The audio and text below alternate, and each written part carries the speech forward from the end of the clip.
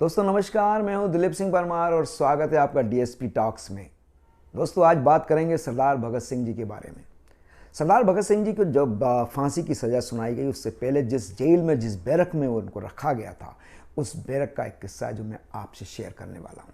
वाकया यूँ है कि जिस बैरक में वो थे, वहाँ की जो सफाई कर्मी, साफ़ सफाई करने वाला जो व्यक्ति था वाल्मीकि, उस व्यक्ति को जब भी वो साफ़ सफाई करने के लिए आता तो सरदार भगत सिंह उसे बेबो यानी माँ कहकर बुलाते थे। अक्सर जब भी वो माँ उसको कहते, बेबो कहते, तो वो बड़ा असमंजस की स्थिति में पड़ जाता था सफाई कर्मी की, सरदार भगत सिंह मुझे बेबो कह रहे हैं। फिर उसने भी एक बार पूछ लिया कि भाई भगत सिंह जी, आप मुझे ये बताएं, आप मुझे बेबो यानी अपनी माँ क्यों कहते हैं?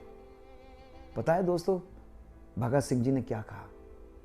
भगत सिंह जी ने कहा कि मुझे आपके अंदर मेरी माँ नजर आती है। तो उन्होंने पूछा आखिर क्यों, कैसे? यूँ है कि माँ ने भी मेरी, जब मैं बचपन में छोटा था तब मेरी मल मूत्र से लेकर तमाम तरह की सब पूरी साफ सफाई माँ ही करती थी। और आज मैं बैरक में हूँ, जेल में हूँ, आज वो पूरी साफ सफाई तुम करते हो। तो मुझे वही दृश्य, वही वृत्तांत याद आता है, मुझे मेरी माँ तुम में नजर आती है। और बस इतना कहते ही भगत सिंह उस सफाई कर्मी को गले से लगा लिया करते थे। सफाई कर्मी बड़ा ही झिझक जाता था, मन में बड़ा ही संकोच उसको आता था कि एक ऊंची वर्ग का सरदार और मैं एक वाल्मीकि, उसको बड़ा ही संकोच होता था जब वो गले लगाते थे और पास में बुलाते थे। लेकिन उसका प्रेम और उसके ममतत्व को देख के वो सफाई कर्मी भी कई बार रोने लगता था। उस सफाई कर्मी का नाम बोगा था। बोगा अपनी जाति को लेकर कई बार झिझक जाता था। वो कहता था कि सरदार तू ऊंची जाति का है, तू ऊंची जाति का है और मैं बहुत ही निम्न स्तर का हूँ, निम्न जाति का हूँ। मेरा तेरा माँ और बेटे का रिश्ता कैसे संभव है? सरदार भगत सिंह जी का कहना था कि रिश्ते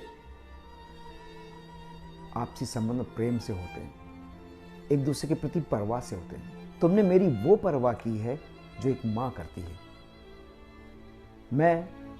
मेरी एक और इच्छा है, सफाई कर्मी से सरदार भगत सिंह कहते हैं कि मेरी एक और इच्छा है कि मैं तेरे हाथों का खाना, तेरे हाथों से बना हुआ खाना खाना चाहता हूँ।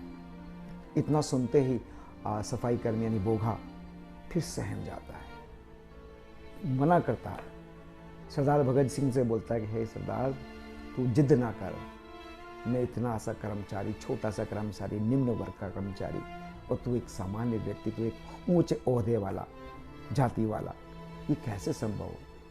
आखिरकार सरदार भगत सिंह नहीं माने और जिद करते रहे कि मुझे तेरे हाथ का खाना खाना ही है, और वो भी तेरे हाथ की बनी हुई रोटियां।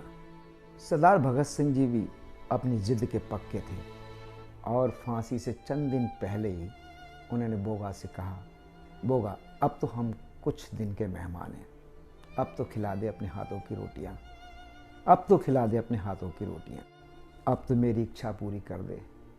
इतना सुनते ही सफाई कर्मी बोगा की आंखों में आंसू आ गए और वो तर तर रोने लगा। फिर क्या था, बोगा यानी कि सफाई कर्मी ने वहीं बैरक में आटा गूंदा, रोटियां बनाई, रोटियां सेकी और सरदार भगत सिंह को खिलाने लगा।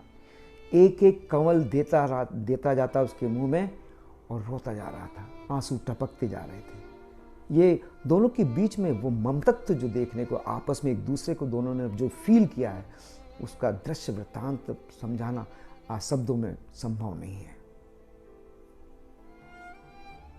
रोटियां नेवाला उनके मुंह में देता जा रहा और वो कहता जा रहा है, भक्त है भक्ता, धन्य है तेरी ऐसी माँ जिसने तुझे जन्म दिया। बस इतना सुनते ही भगत सिंह ने बोगा को अपनी बाहों में भर लिया और फूट फूट कर रोने लगा। जी हाँ दोस्तों, आज 75 साल आज़ादी के स्वतंत्र भारत होने के बावजूद भी हम ये भेदभाव नहीं मिटा पाए हैं। आज भी हम जात पात को लेकर लड़ रहे हैं, आपस में मानव अपनी दूरियां बना रहा है। लेकिन आज से 75 साल पहले सरदार भगत सिंह जी ने ये मैसेज उस बैरक में दिया जो हमें प्रेरणा देता है और हमें सबक देता है, सीख देता है कि हमको आपस में मिलजुल कर रहना चाहिए, तभी हमारी एकता और अखंडता देश की बनी रहेगी। इसी के साथ ये कहानी मैं यहीं ख़त्म करता हूँ।